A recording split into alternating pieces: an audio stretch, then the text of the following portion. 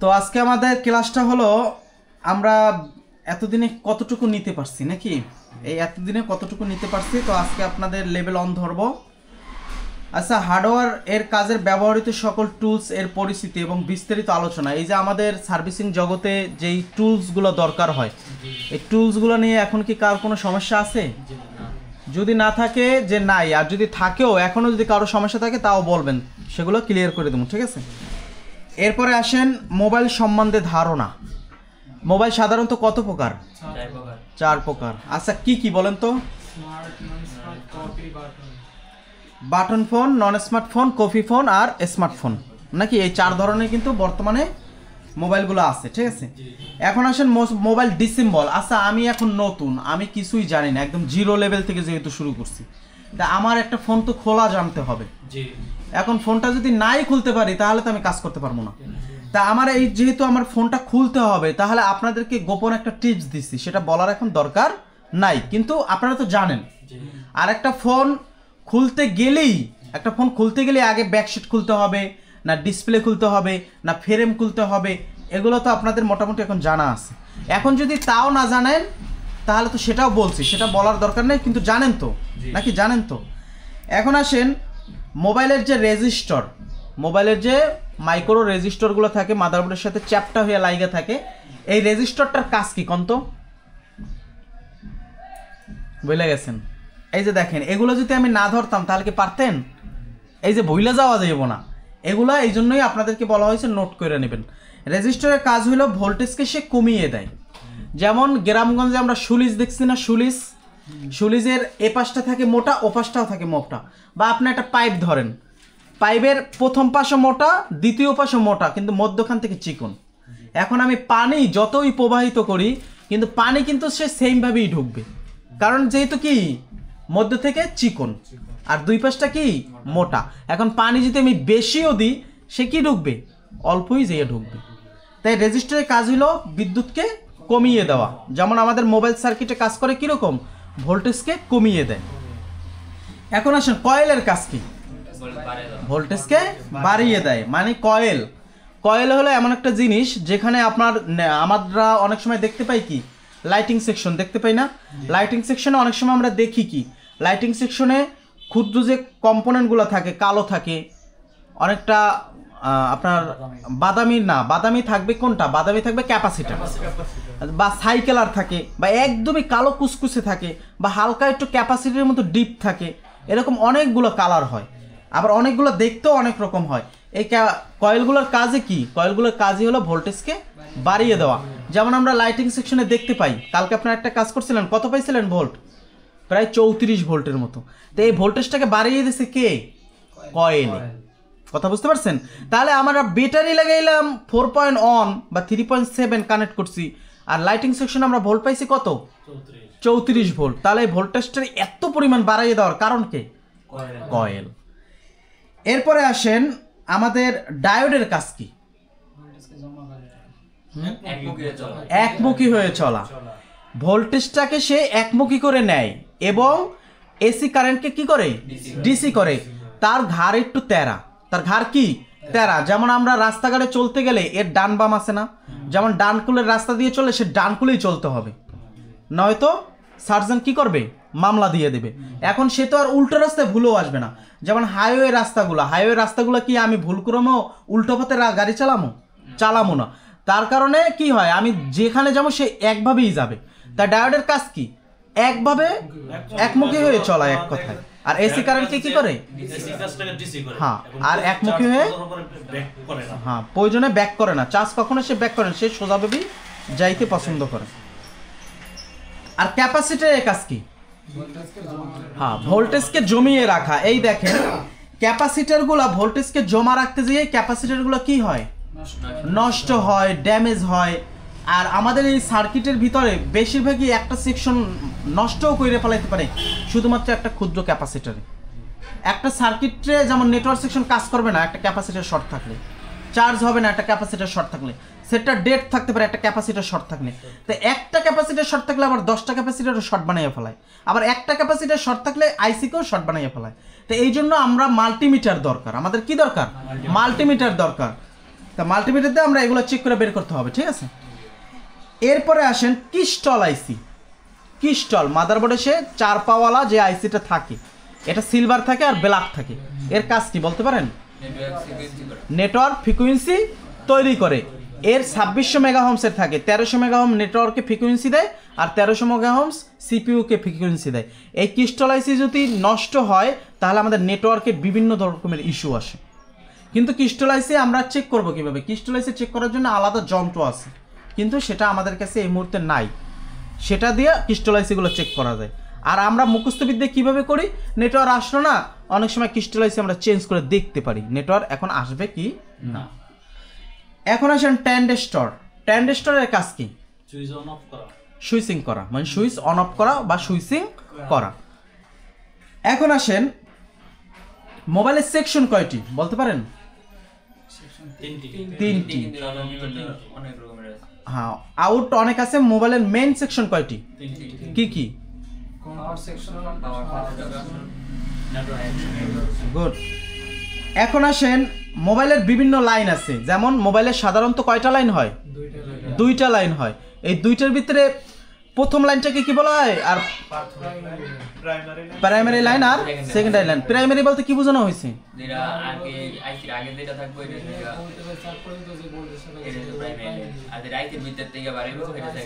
Secondary line, যেটাকে বলা হয় প্রাইমারি ইনপুট, আর যেটা সেকেন্ডারি সেটা হলো আউটপুট। এখন আসেন বলেন তো ভিবেট শব্দের অর্থ কি? ব্যাটারি কানেক্টরের পজিটিভ লাইন। ভিবেট ব্যাটারি কানেক্টরের পজিটিভ লাইন। মাদারবোর্ডে অনেক সময় গোল গোল বৃত্ত দেখি, ছোট ছোট আমরা ওই যে গোল্ডেন কালারের বৃত্তগুলো দেখি না, এগুলো কি বলা হয়? এই বৃত্তগুলো কি বলা হয়? Test point. এই টেস্ট পয়েন্টের উপরেই কি লেখা থাকে? ভিবেট। তাহলে ভিবেট যদি কোথাও লেখা থাকেন তাহলে এটা কি নাম? ব্যাটারির। ভিবাস শব্দের অর্থ কি? চার্জিং পোর্টের পজিটিভ লাইন। কখনো যদি আমাদের সার্কিট থেকে আমাদের মাদারবোর্ডের সেকেন্ড পিসিবি লজিক যেটাকে আমরা বলি, এই সেকেন্ড পিসিবি লজিক থেকে যদি আমাদের লাইন উঠে যায়, গোড়া থেকে কি উঠে যায়? লাইন উঠে যায়। এন্ড গোড়া থেকে লাইন উঠে যদি যায় তাহলে আমরা কি করব? তাহলে ভিবাসে আমরা 5 ভোল্ট ধরাই দিতে পারি, সেখান থেকেও আমরা লাইনটা পাই। এটা লাইন উঠে যেতে পারে, ফেক চার্জ হইতে পারে, চার্জিং বিভিন্ন ইরোর মেসেজ শো করতে পারে, চার্জ স্লো হইতে পারে। এ কারণে আমরা এই কাজটা অবলম্বন করতে পারি। এখন আসেন ভিপিএস। ভিপিএস বলতে কি বোঝানো হয়েছে? চার্জিং আইসির পজিটিভ লাইন। এখন আসেন মাদারবোর্ডের নাম ছাড়া আইসি। আমরা যে মাদারবোর্ডের নাম ছাড়া যে আইসিগুলো আছে, মাদারবোর্ডের নাম ছাড়া আইসি কি বুঝি? যেগুলো আমরা নাম জানি না বা ডায়াগ্রামও নাম দেওয়া নাই, এগুলোই মাদারবোর্ডে কি? নাম ছাড়া আইসি। গুড। এখন আসেন সিপিইউ। সাধারণত বর্তমানে অনেক রকম সিপিইউ আছে, কিন্তু আমাদের বাংলাদেশে প্রচলিত কিছু সিপিইউ আছে যেটা আপনাদেরকে বলা হয়েছে। বলেন তো সিপিইউ সাধারণত কত প্রকার? কি কি? এখন আমাদের কম্পিউটারে যখন ফ্ল্যাশের কাজ করবো তখন এই সিপিইউগুলো লাগবে। আমরা কখনো কম্পিউটারে যখন ফ্ল্যাশ করবো তখনও মোবাইলের কি জামা পরানো ছিল এইটা দেখবো না, মোবাইলের কি মডেল ছিল এটা দেখবো না, দেখবো কি ফোনটার ভিতরে কি সিপিইউ ব্যবহার করেছে, সিপিইউ অনুযায়ী আমরা কাজগুলো করব। এরপর সিপিইউর পাশে যে আরেকটা আইসি থাকে সেটার নাম কি? 2টা আইসি থাকে না, সেটার নাম ইএমএমসি। আর ইএমএমসি এর আরেকটা ভার্সন আছে, সেটার নাম কি? ইউএফএস। গুড। লেভেল 1টা কিন্তু মোটামুটি আলহামদুলিল্লাহ অনেক আগায় গেছে না, এগুলো বোঝেনো, ঠিক আছে। এখন আসেন লেভেল 2তে। লেভেল 2তেই আজকে শেষ, তারপর যদি কাজ ধরি প্র্যাকটিক্যালি ধরবো কিতে? লেভেল 3তে। এখন আসেন পাওয়ার সাপ্লাই রিডিং সম্পর্কিত তথ্য। পাওয়ার সাপ্লাই একটা রিডিং থাকে, যেই পাওয়ার সাপ্লাই রিডিংগুলো আমরা জানা থাকলে আমাদের কাজগুলো সহজ হয়। এখন আমরা অনেক সময় অনেক ইউটিউবে ভিডিও দেখে পাস আসলে আপনার দেখা যায় ইএমএমসি খুললে লাইস, আর আপনার বসে বলছে পাস আসলে পাওয়ার আইসি খুললে লাইস। আর দুইটা দুই রকম হয়ে গেল ভাই। ইউটিউবের ভিডিওগুলো হয় কি, তারা রোগগুলো আগে কিছু কিছু রোগগুলো নিজেরা তৈরি করে, কিছু কিছু রোগগুলো কি করে? নিজেরা তৈরি করে। আবার দেখা যায় কি কিছু কিছু রোগগুলো সরাসরি আমাদের কাছে আসে। এখন আমরা কম্পিউটারে ফ্ল্যাশ মারতে গেছি, ফোনটা ডেড হয়ে গেছে। এখন এটা কারেন্টে কনজিউম করার কারণে অনেক সময় দেখা যাচ্ছে পাস আসতে পারে। এখন আমি তো জানি কি লাগবো সেটা লইন একজনে আমরা কি জানি। এখন আমি তো জানি যে এটা সেট মরছে কিতে, ফ্ল্যাশ করে মরছে। এখন আমার রিডিং 2 আইছে, হ্যাঁ আমি জানি কি ফ্ল্যাশ করে মরছে। এখন আমি একটা ভিডিও আপলোড করলাম, 2 রিডিং আসছে, ইএমসি খুলে লাইছি, ইএমসি রিপেয়ার করছি, লাগাই দিছি, সে ওকে হয়ে গেছে। কত রিডিং এলে 2, কিন্তু আমি এটা জানি কেমনে ফ্ল্যাশ করে মেরে লাইছি। যেটা বলছিলাম, ইউটিউবের ভিডিও দেখা কখনো মুখস্থবিদ্যায় কাজ করা যায় না, কারণ অনেক ভিডিও হাইড করা থাকে যেগুলো আপনাদের সামনে প্রকাশিত হয় না। কিন্তু এখন এখানে আসার পর কিন্তু অনেক কিছু আপনাদের ব্রেনগুলো খুললে গেছে, মগজগুলো খুললে গেছে, যে আসলে বস এভাবে অনেক সময় হইয়া যায়। ঠিক আছে, যে পাওয়ার সাপ্লাই যখন আমরা কাস্টম করব, কাস্টম তো বুঝেন, একটা পাওয়ার সাপ্লাই কিনতে গেলে এটা কাস্টম করা থাকে না, অনেক সময় ভোল্টেজ ওলট পালট থাকে। তাহলে একটা পাওয়ার সাপ্লাই দিয়ে একটা মোবাইল ওপেন করার ক্ষেত্রে আমরা কত ভোল্টেজ রাখতে পারি? 3.7 আর এম্পিয়ার কত রাখবো?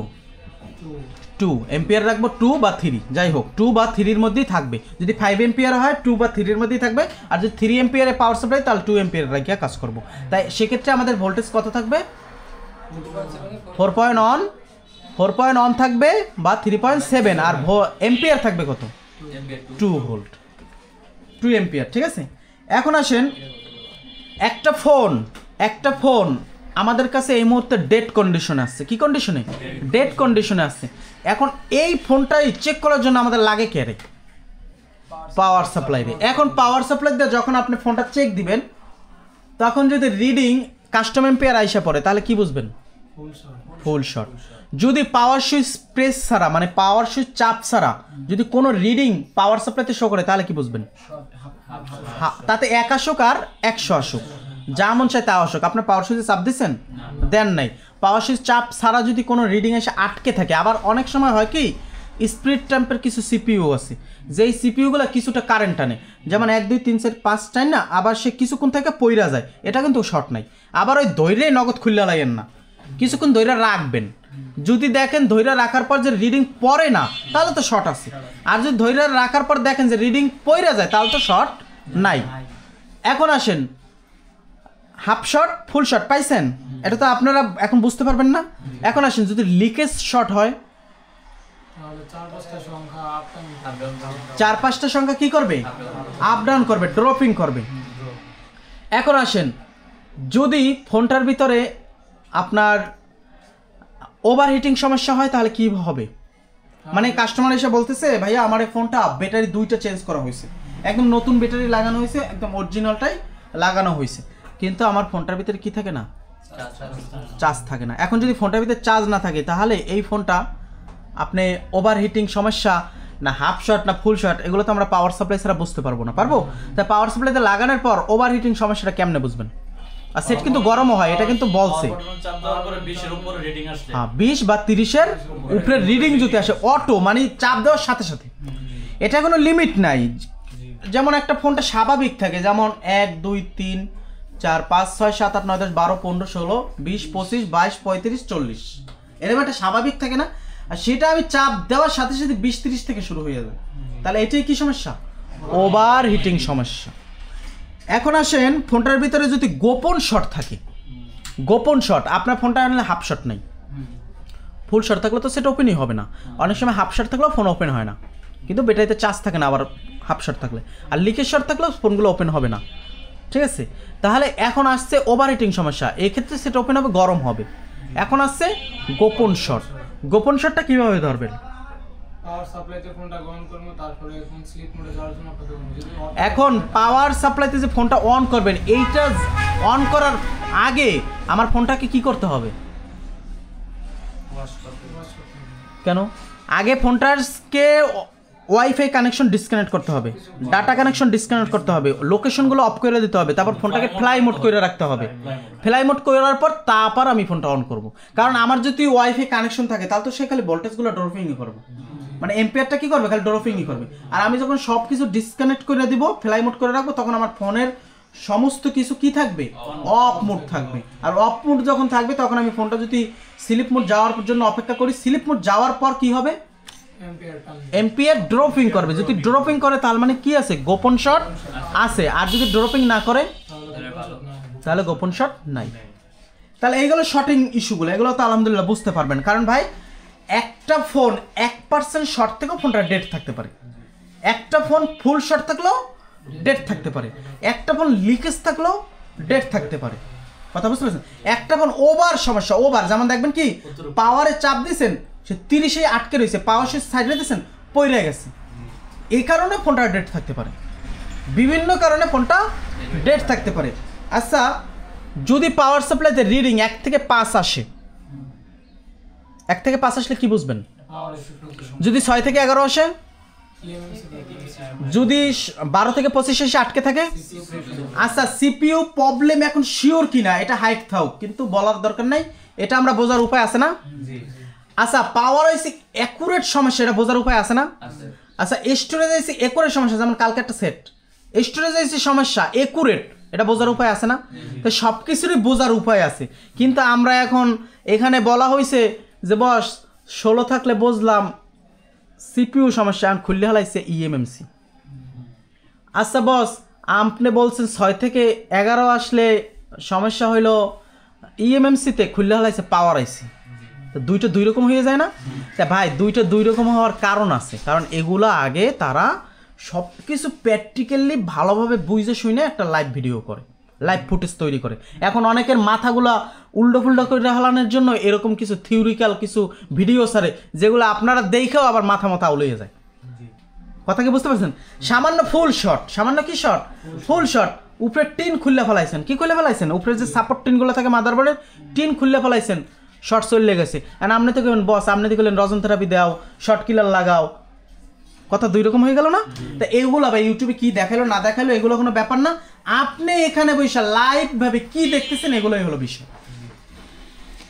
এরপরে আসেন মাল্টিমিটার, যেটা সবচেয়ে ইম্পর্টেন্ট একটা বিষয় ভাই। মাল্টিমিটার যদি আমাদের না থাকে, বা মাল্টিমিটার যদি আমাদের কাজ যদি এর সম্বন্ধে ধারণা না থাকে, তাহলে আমরা কোনো কাজই করতে পারবো না। আমার কাছে একটা ব্যাটারি নিয়ে আসলো, ফোনটা তো টয়লেটও পড়তে পারে, টয়লেটে পড়া সেট আমরা ব্যাটারি নিয়েছে, ব্যাটারি জিবরে লাগাই দেখতেছেন ব্যাটারি চার্জ আসেনি, এটা তো দেখা যাবে না, যাবো। আমাদের কাছে আছে কি মাল্টিমিটার, মাল্টিমিটার দিয়ে ভোল্টেজে রাখবো, ভোল্টেজে রাখার পর আমরা স্টেপ বাই স্টেপ চেক দিব মাল্টিমিটার দিয়ে ব্যাটারিতে চার্জ আছে কিনা। এবার ধারাবাহিকভাবে আমরা কাজ শুরু করব। তাহলে আমরা কখনো মাল্টিমিটার ব্যতীত ছাড়া আমাদের কোনো জিব্রের কাজ নাই, হাতের স্পর্শ কাজ নাই, ঠোঁটে লাগাই কোনো কাজ নাই, সব কাজ কে করবে? মাল্টিমিটার করবে। আচ্ছা মাল্টিমিটার একজনের হাতে লন,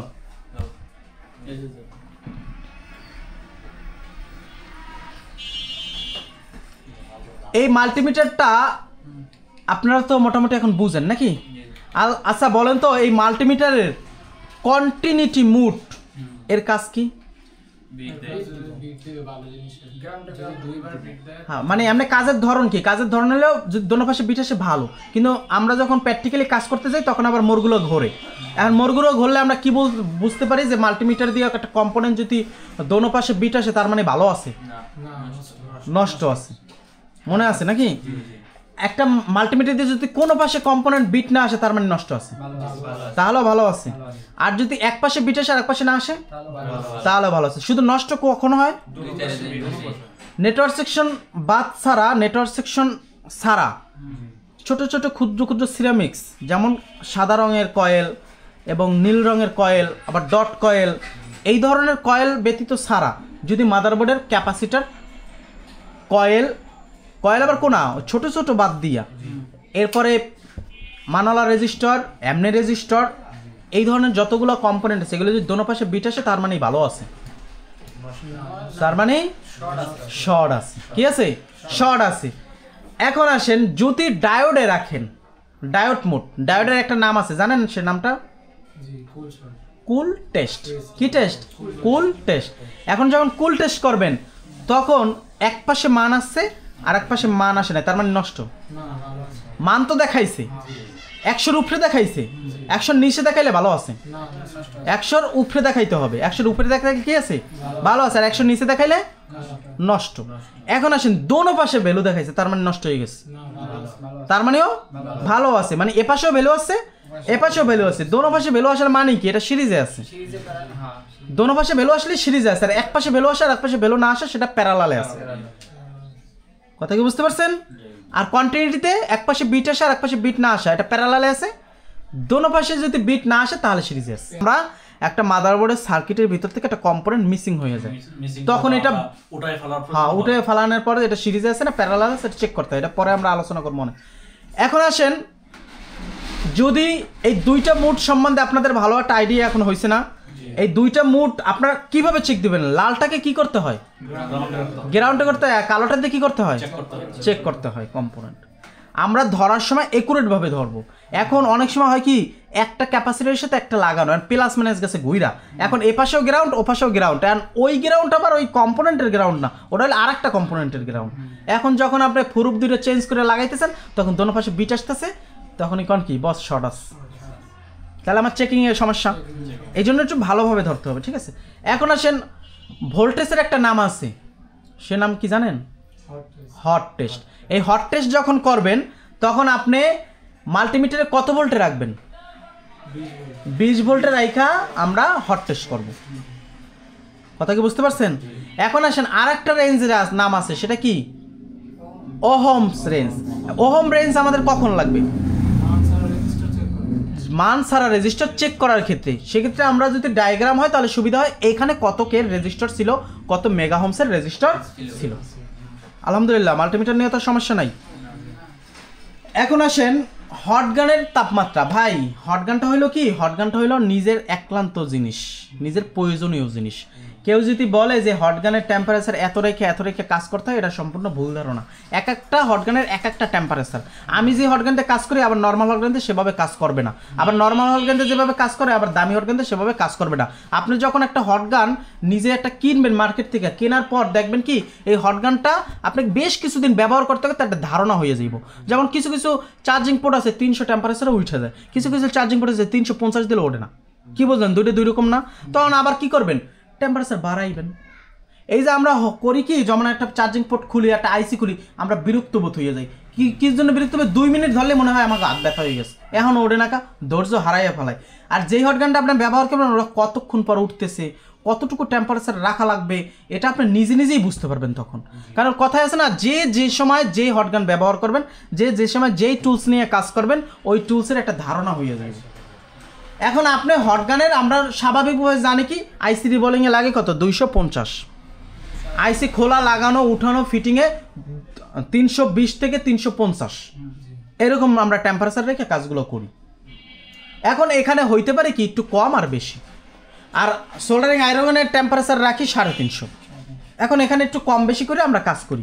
বিট যদি ভালো হয় টেম্পারেচার কম দিয়েই করা যায়, যেমন 350 লাগে না, 330 320 এনাফ, এর বেশি দরকার হয় না যদি বিট ভালো হয়, তাতাল ভালো হয়।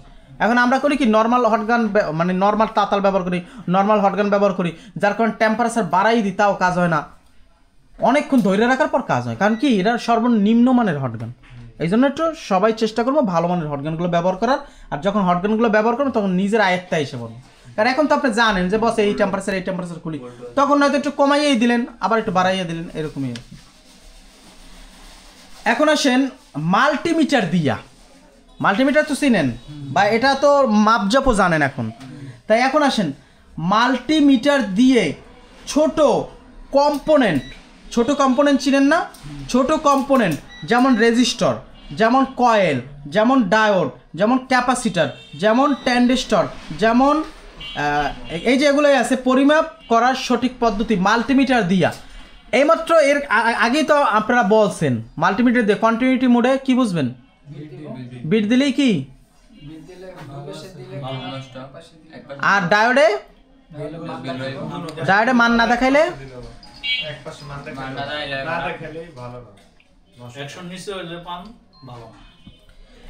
এখন আসেন মাল্টিমিটার দিয়া এগুলো তো আমরা চেক জানবো। এখন আসেন SIM base, memory base, display base, camera base, সকল বেস আপনাদের কিন্তু একটা প্র্যাকটিক্যালি ক্লাস নিয়েছিলাম, বেসগুলো কীভাবে বস পরিমাপ করে। আপনার সেটটাই তো, এই যে ডিসপ্লে আলো আসতো না, আপনি মনে হয় পরিমাপ করছিলেন না আরকান ভাই? যাই করুক, জি হয়েছে ভাই, এই ফোনটা দিয়ে আসো। মাল্টিমিটার দিয়া আমরা ডায়াগ্রাম লাগবো। কি লাগবো? এই ধরনের বেসগুলো পরিমাপ করতে গেলে কি লাগবো? ডায়াগ্রাম লাগবে। এখন যদি কেউ মনে করেন যে বস ডায়াগ্রাম নিলাম না, তাহলে পারবেন কি মুখস্থ বিদ্যায় কাজ করতে? কি পারবেন? যেমন কানেক্টরের আশেপাশে কম্পোনেন্টগুলো শর্ট আছে কিনা, এগুলো কোনো সমস্যা আছে কিনা, এগুলো এখানে চেক করতে পারবেন, কিন্তু আপনি একুরেট কাজ কিন্তু করতে পারবেন না। আর যখন আমাদের কাছে একটা বর্ণীয় ডায়াগ্রাম থাকবে, তখন ক্যামেরা কিসের জন্য ওপেন হলো না, এই ক্যামেরার লাইন কোথায় গেছে, কিভাবে গেছে, সব কিছু কিন্তু আমরা ডায়াগ্রামে দেখতে পাই। বাকি ক্লাসটা নিতেছি, এই ক্লাসটা কিন্তু আপনাদেরও ভালো লাগতেছে, কারণ কি লেগে লাগতেছে, বস একটা বাড়ি দিতে আছে। সবসময় খালি কাজ করলে হবে না, কিছু কিছু সময় এইগুলো সম্বন্ধে ধারণা থাকতে হবে। এখন আপনারা শুরু থেকে আসার পরে কিন্তু আমি কিন্তু বেশি দিন যাইনি, হাইরেস্ট গেলে মানে 2-3 দিন 4-5 দিন গেছি। এরপরে কিন্তু আপনাদের কাছে তাতাল হটগান সব সাইডে দিছি, খালি কাজ করেন আপ ক্লিয়ার করেন দিছি না সাইরা। সিম বেস, সিম ইনসার্ট আসতেছে, ক্যামেরা বেস, ক্যামেরা নতুন লাগাইছেন আসে না। যেমন ক্যামেরা তো আপনি চেক করছেন পোকো X3 Pro, মনে নাই? পোকো X3 Pro ওই যে ক্যামেরা সবগুলো লাইন ওকে পাইছেন, কিন্তু সমস্যা ছিল কি ক্যামেরায় গাম লাগেছিল, যার কারণে ওপেন হয় নাই ক্যামেরা। এরপরে আসেন ডিসপ্লে বেস, তারপরে আসেন সকল বেজের পদ্ধতি আর কি মাপার। তাহলে মাপার জন্য আমরা মাল্টিমিটার কিতে সেট করবো? যে কোনো কানেক্টরগুলো মাপার জন্য হ্যাঁ, কন্টিনিউটিতে যখন চেক দেবো তখন চেক দেবো শর্ট লাইন। শর্ট যদি লাইনটা শর্ট হয় তাহলে বিট আসবে, আর লাইনটা যদি শর্ট না থাকে তাহলে বিট আসবে না, সেখানে ভ্যালু আসবে। এখন ভ্যালু আসে না, কি আসে না? ভ্যালু আসে না। কালকে যেমন একটা সেট আমরা সাউন্ড সমস্যা হয়েছে, একটা লাইনে কি আসে নাই? ভ্যালু একেবারেই আসে নাই, আবার কন্টিনিউটিতে বিটও দেয় নাই। তার মানে লাইন শর্ট নাই, লাইন হারাই গেছে। লাইন কি গেছে? হারাই গেছে, যার কারণে বিট দেয় নাই, ভ্যালু আসে নাই। আর যদি লাইন শর্ট থাকতো তাহলে ভ্যালু আসতো না এবং কি বিট দিত। কথা বুঝতে পারছেন? এই সমস্ত কানেক্টরগুলো আমাদের মাপার জন্য একুরেট একটা ডায়াগ্রাম লাগে। আর ডায়াগ্রামটা কখন লাগবে ভাই? ডায়াগ্রামটা লাগবে যখন আমি একটা হাই কোয়ালিটি একটা ফোনগুলো, আমরা এই ফোনটা খুইলে বুঝতেছি না লাইনটা কীভাবে চেক করতে হয়, তখনই ডায়াগ্রামটা লাগে। আর আমরা মনে করি না আবার এরকম যে আসলে খালি ওয়াশ করে দেবো হয়ে যাবে, আসলে খালি ওয়াশ করে দেবো হয়ে যাবে, এরকম কিন্তু কিছু না। এগুলো কি বলা হয়? অ্যাডভান্স কাজ। ডায়াগ্রামের কাজটাই কি? অ্যাডভান্স কাজ। এরপরে আসেন জাম্পার তার দিয়ে, জাম্পার, আমরা যে জাম্পার তার চিনি, যেটাকে কয়েল তার বলা হয়, কয়েল তারটা দিয়া কিভাবে আমরা জাম্পার করবো, এটা কি এখন জানেন? জাম্পারটা এখন সঠিকভাবে করতে পারবেন না? ওই একটা জাম্পার দেয় লাগাই দিলে আরেকটা জাম্পার লাগিয়ে যাব। এখন আসেন ওয়াটার ড্যামেজ। একটা ফোন পানিতে পড়ছে, এই ফোনটা অবশ্যই কাস্টমারের কাছ থেকে ভালোভাবে ডিল করে নেবেন, যেটা আপনাদেরকে বলা হয়েছে। একটা দামি ফোন ডিসপ্লে এসে দেখাইছে, ওকে দেখাইছে ভাইয়া ফোনটা ওয়াশ করে দেন, কত নিবেন? ফোনটা খুলতে গেছেন, ওয়াশ করছেন, আর ডিসপ্লে আসে না। কথা বুঝেন না? এর বিপরীত হয়ে গেল না? এই জন্য কাস্টমারের সাথে সবসময় কী করবেন? একটা চুক্তিবদ্ধ হয়ে নেবেন। আমার কথা যে কাজটা করা লাগবে না, আমার যে কাজটা করে যে আমার একদিনের যে এদের দিয়ে একটা প্রফিট হয়ে যাবে তা তো না।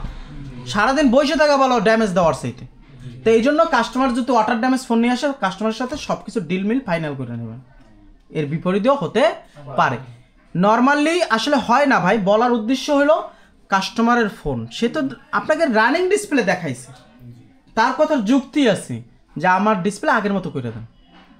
কথা মনে বুঝেন না? তো এগুলো আগে ডিল মিল করে নেন। আর ওয়াটার ড্যামেজ হলে কি করতে হবে? ফোনটাকে খুলতে হবে, খুইলেই পাওয়ার সাপ্লাইতে লাগাইতে হবে নাকি? ফোনটা খুইলেই কোনো কিছু করার দরকার নেই, খালি ওয়াশ করবেন, তারপর চেকিংয়ে, কারণ আপনার ভুলের কারণে সেটা ডেড হয়ে যেতে পারে।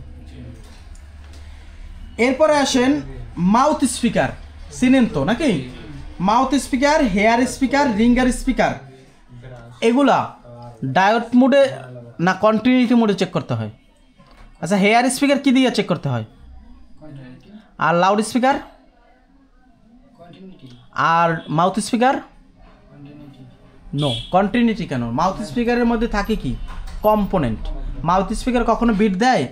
মাউথ স্পিকারের ভিতরে কোনো কয়েল তার থাকে না। কয়েল তার থাকে কিতে? কানের স্পিকারে, হেয়ার স্পিকারে। ওই কানের স্পিকারে হেয়ার, আর হচ্ছে লাউড স্পিকারে, এই দুইটা জিনিসে কি থাকে? ওয়ালাইকুম আসসালাম, বলেন। সেটা নিয়ে তো স্পিকার যেটা, সেটা ডায়োডে চেক করবেন। ডায়োডে কিতে? ডায়োডে। আচ্ছা, একটু বসতে বলো 10 মিনিট। এরপরে আসেন, আমাদের এখানে আছে কি? SIM base, memory base, display base, camera base, সকল বেস পরিবর্তনের নিয়ম এইটা জানেন না, এটা এখন থেকে ক্লাস নিই নাই, এইটা কিন্তু ক্লাস করতে হবে যে বস টাকিটুকি বেসগুলো কিভাবে পরিবর্তন করতে হয়। এরপরে আসেন কিভাবে বুঝবেন সিপিইউ, এমএমসি, পিএমআইসি, পাওয়ার আইসি ভালো না খারাপ, এগুলো বলছিলাম, কিন্তু হাইট থাক, ঠিক আছে?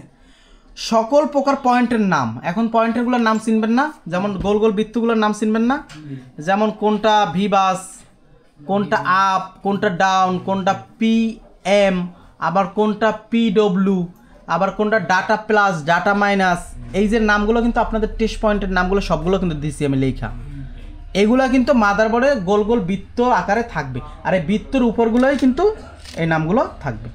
আর এই নামগুলো দেখে কিন্তু আমরা শর্টকাট রাস্তাগুলো বের করতে পারবো। আইজ না হোক, আপনার হাতে না হোক, পাশের এক দোকানদার ভাই দেখছে আমাদের ভিভেটের যে পজিটিভ লাইন আছে সেটা গোড়া থেকে উড়ে এলাইছে, মানে তাতাল ভালো না, তাতালতে ঘষতে ঘষতে গোড়া থেকে উড়ে এলাইছে। তাহলে আমরা সূত্রগুলো জানি না, গোল বৃত্তের উপরে ওই ভিভেটের পজিটিভ আছে, আবার ভিভাসের লাইন গোড়া থেকে উড়ে হেলাইছে, তাহলে আমরা সূত্রগুলো জানি না যে মাদারবোর্ডে গোল গোল বৃত্ত আকারে ভিভাস লেখা থাকে, তো ভিভাস থেকে আইনা পজিটিভে ধরাই দিতে হয়।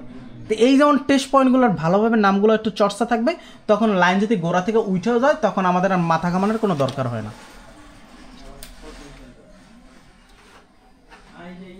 এই তো আজকে এই পর্যন্তই থাক, আল্লাহ যদি বাঁচায়। এইগুলো আপনারা নিজেরা হাতে নেন, এই সিলেবাসটা হাতে নিয়ে কেটা কোনটা পারেন না সেগুলো ক্লোজ করে দেন, তারপর সেটা নিয়ে আমরা ক্লাস করবো, সমস্যা নেই। তো আজকে এই পর্যন্তই প্রিয় বন্ধুরা, ভিডিওটি কেমন হলো অবশ্যই কমেন্ট করে জানাবেন। আর আসলে আমরা আজকে মৌখিক একটা ক্লাস নিছি, ছাত্ররা এগুলো মোটামুটি ভালোই জানে। তো যাই হোক না কেন বন্ধুরা, যারা মোবাইল সার্ভিসিংয়ের কাজগুলো শিখতে চান স্ক্রিনে দেওয়া নাম্বার আছে, সেখানে কন্ট্যাক্ট করবেন। আর আমরা হাতে কলমে একদম সরাসরি লেখালেখি না করে প্র্যাকটিক্যালি কাজগুলো ছাত্রদেরকে শিখিয়ে দিই। বাহির থেকে যে কাজগুলো আছে এটা কিন্তু ছাত্ররা সুন্দরভাবেই করতে পারে। তো আলহামদুলিল্লাহ প্রিয় বন্ধুরা, যারা আর কি ভর্তি হতে চান বা কাজগুলো শিখতে চান স্ক্রিনে দেওয়া নাম্বার আছে, সেখানে কন্ট্যাক্ট করবেন। আর অবশ্যই ভিডিওটি লাইক দিবেন, শেয়ার করবেন এবং চ্যানেলটি অবশ্যই সাবস্ক্রাইব